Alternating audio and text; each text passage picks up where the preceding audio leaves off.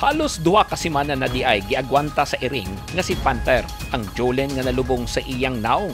Human kini gipusil og Jolen gun niadtong Hulyo 28, 2025 sa Barangay Saynoda, Kitaw-Taw, Bukidnon.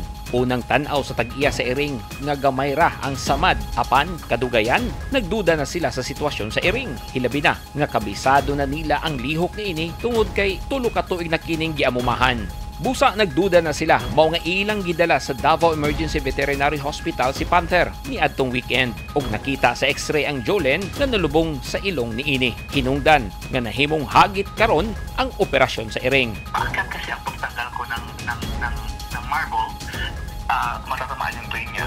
Pagbaba naman, matatamaan yung ilong niya, hindi siya makakahinga. Pag sa side, tamaan yung mata niya. So I decided better what to choose. So pinababa ko siya, so natamaan ko yung ilong niya, then may mga bleeding, but I managed to get it out.